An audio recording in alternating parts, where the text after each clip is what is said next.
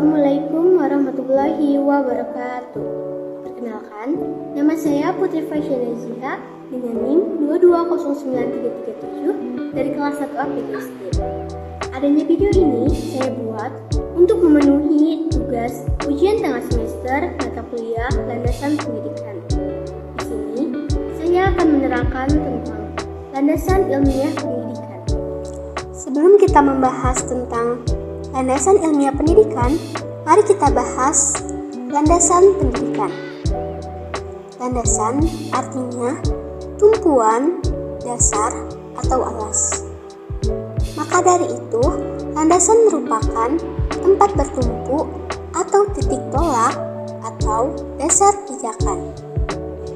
Pendidikan yaitu proses mengubah sikap dan tata laku seseorang atau sekelompok orang dalam usaha mendewasakan manusia melalui upaya mengajar dan latihan. Jadi, landasan pendidikan adalah asumsi yang menjadi fondasi dalam rangka pijakan atau titik tolak dalam rangka praktik studi. Landasan ilmiah pendidikan yaitu asumsi-asumsi yang bersumber dari berbagai cabang atau disiplin ilmu yang menjadi titik tolak dalam rangka praktik atau studi pendidikan. Jenis-jenis landasan ilmiah. Yang pertama, landasan psikologis pendidikan. Yang kedua, landasan sosiologis pendidikan. Yang ketiga, landasan antropologis pendidikan. Dan yang keempat, landasan historis pendidikan. Yang pertama, landasan psikologis pendidikan.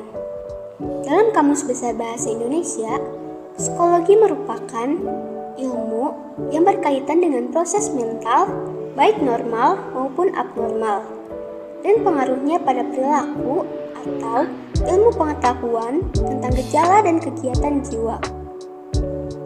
Landasan psikologis pendidikan adalah asumsi-asumsi yang bersumber dari berbagai hasil studi disiplin psikologi yang dijadikan titik tolak dalam rangka praktik pendidikan.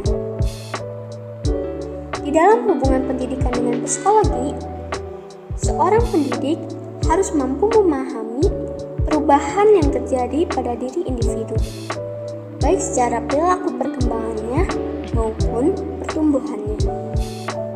Nah, yang kedua ada landasan sosiologis pendidikan.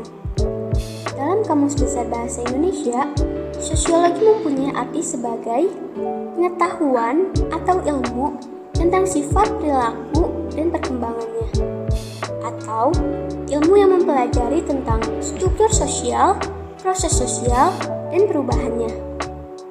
Menurut Max Weber, sosiologi bisa diartikan sebagai sebuah ilmu yang mempelajari pengaruh timbal balik dalam hubungan antara berbagai gejala sosial seperti gejala moral, gejala agama, gejala keluarga, dan gejala ekonomi.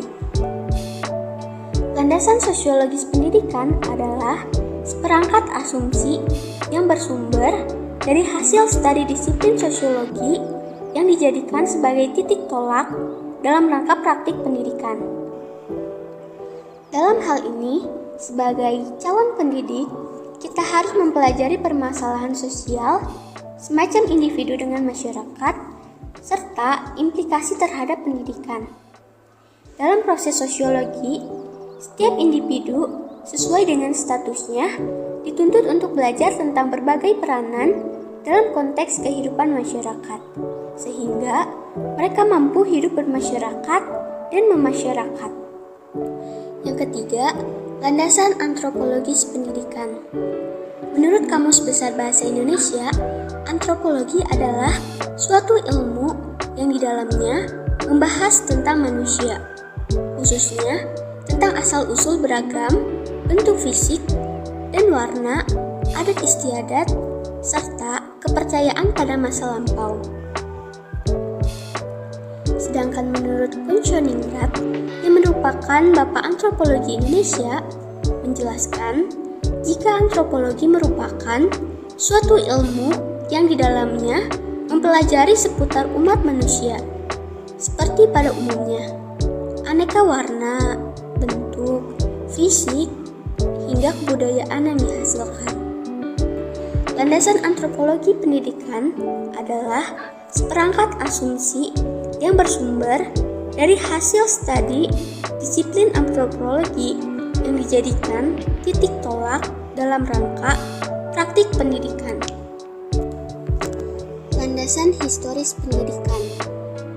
Dalam Kamus Besar Bahasa Indonesia, historis yaitu berkenaan dengan sejarah, pertalian, atau ada hubungannya dengan pada masa lampau.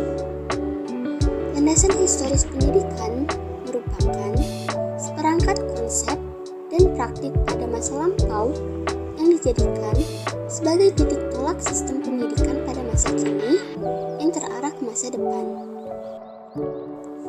Pendidikan pada masa kini tidak terwujud begitu saja, melainkan merupakan kesinambungan dari pendidikan pada masa lampau. Dalam kesinambungan tersebut, konsep dan praktik pendidikan pada masa lampau yang dipandang baik dan berguna akan tetap dipertahankan. Sedangkan konsep dan praktik pendidikan yang tidak baik, tidak berguna atau keliru akan diperbaiki atau dikembangkan sehingga berbeda dengan konsep dan praktik pendidikan pada masa lampau. Sekian materi yang dapat saya sampaikan. Mohon maaf bila masih banyak kekeliruan, kekurangan dalam menyampaikan materinya. Semoga materi yang saya sampaikan ini bisa bermanfaat. Wabillahi taufiq wal hidayah. Wassalamualaikum warahmatullahi wabarakatuh.